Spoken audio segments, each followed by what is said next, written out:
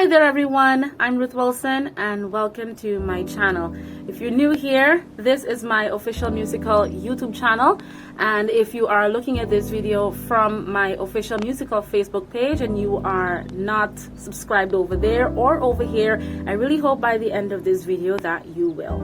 In today's video, I want to take the pleasure of sitting down and telling you guys what my routine is as a background vocalist coordinator, how I go about doing it, what steps I take to go about doing it, and this is for anyone in future who's planning to go into this kind of career that I am currently in. So let's get into it. So the first thing that I love to do, and I'm going to start from the very top, and some of these tips that I'm going to be sharing with you might help other lead artists out there because it'll show you exactly how you can spend less money for studio time. So what I tend to do is, if I am contracted through a studio engineer, a particular studio, or I'm contracted through a lead singer, someone who has a song that they would like to have backups on, and you know, they're looking for a backup singer and I've been recommended to this individual, the first thing I am going to do is to ask them to send me a copy of their song. I want to be able to listen to the song, get a feel of the song, know the direction of where the song is going, so I know exactly how to coordinate the backups. What kind of backups should I do? If I should do more, if I should do less. Never in chances do you really want to hear a song for the first time at the studio. One, you don't really get the grasp of what or the direction of the song that is going, and two, you end up paying the studio engineer more money because now you have to spend how much hours putting backup parts together. And trust me, if it's 2 to 3 people in the same studio trying to put parts together, it's going to take a lot longer.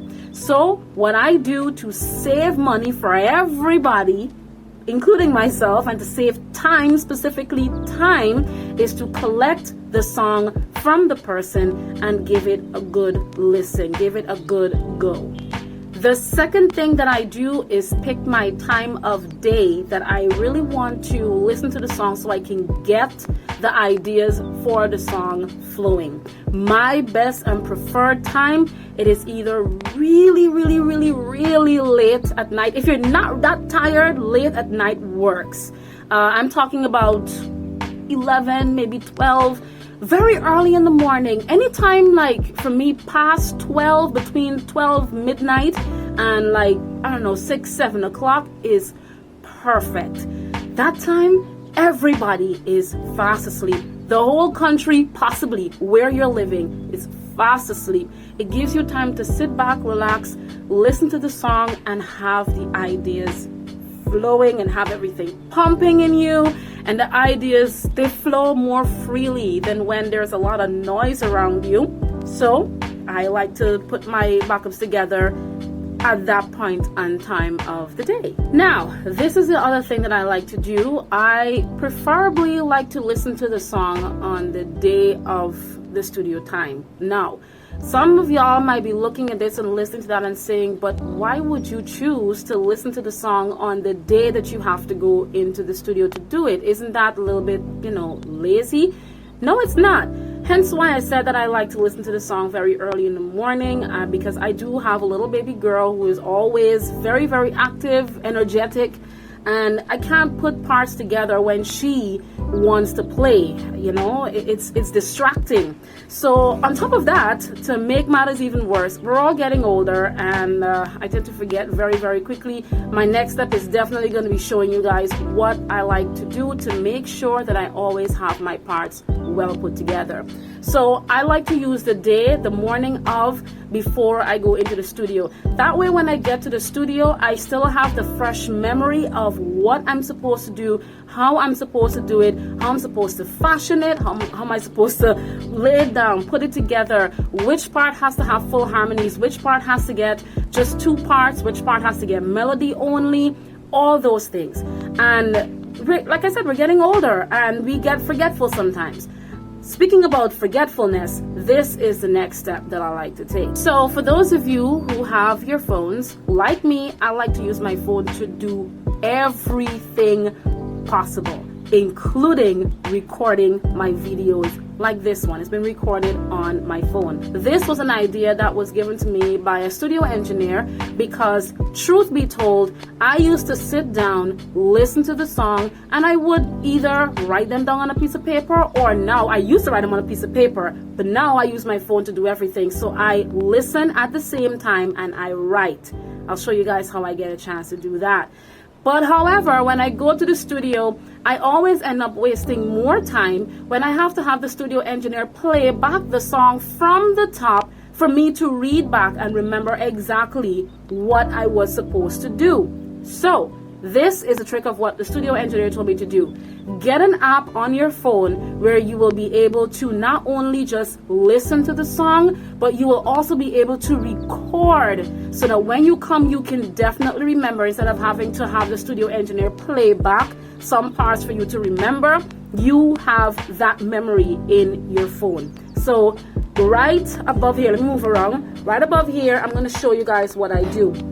For those of you who have Android phones, bless your heart, because I've been told that iPhones don't know how to do split screens.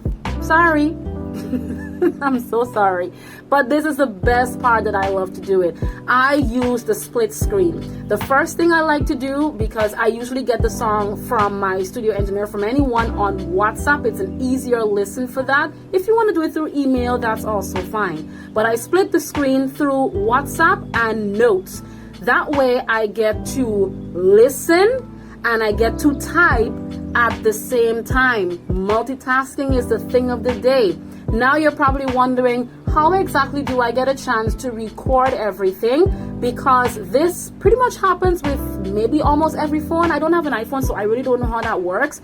But I know for an Android phone, as long as you are listening to an audio, you can't use your recording app to play back anything at the same time. So you can't record and play because you're using, the same microphone specifically. So you can't do both at the same time. So what I needed to do is to go and find an app that I can multitask properly and do it at the same time. This is the app that I use. It's right here. So the first thing that I do is open up that app and I press the record button. Then I let that continuously roll in the background. Then I go back to the split screen. I go to my WhatsApp so I can listen to the audio again. Split the screen so that I will be able to see the notes. So I'm playing from WhatsApp, reading from the notes, and in the background it's all being recorded. So I record all of the parts, not all of them. I just remember or record what I want to at the time, and I know exactly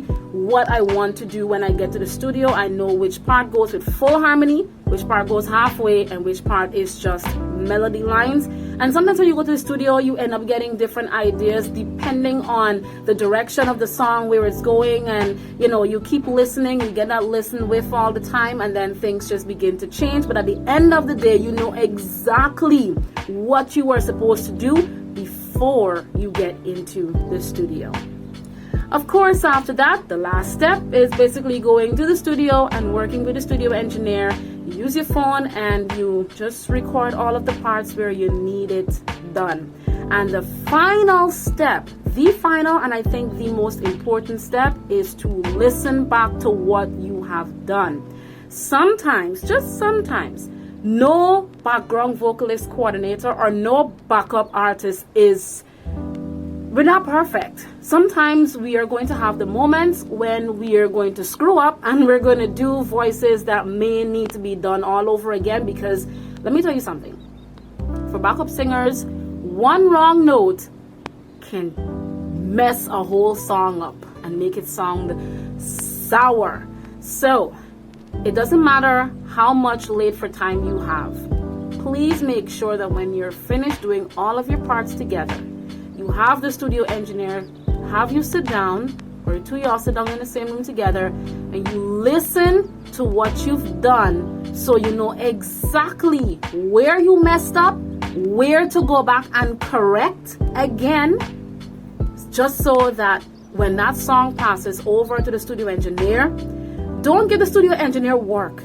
Don't give them work to correct the wrong that you could have corrected before you left. Correct your wrong. This is why you listen to your song before you leave the studio, and you give the studio engineer a lot less work.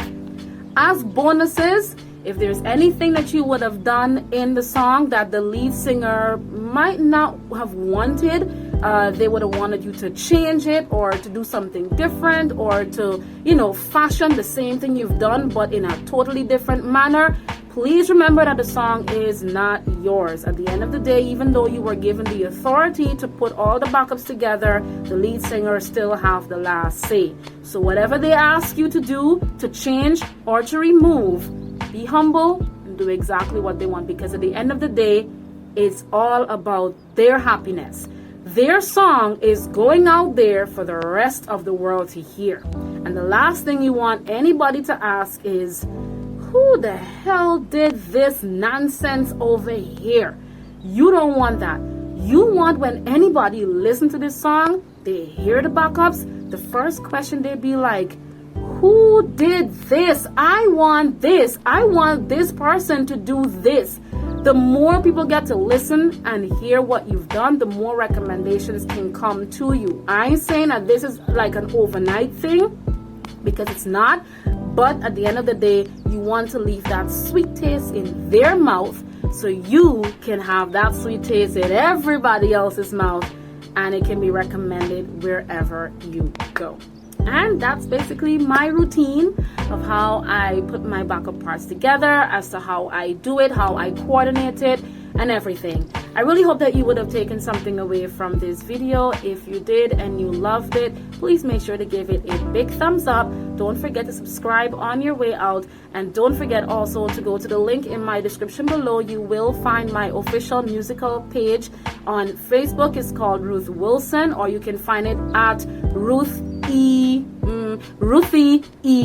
Wilson, as in at RUTHYEWILSON. On my Facebook page, you get to see the snippets and sneak peeks of pretty much almost every song that I go into the studio to do in real time. There will be times you'll be hearing the song before the backups, and then another time you're going to hear a sneak peek of the song with backups, so you get to hear the difference. So I really hope to see you guys over here and over there, or over here and then over there, wherever you are. I really hope I get to see you guys wherever. But take care, and thank you so much for watching this video. Bye bye.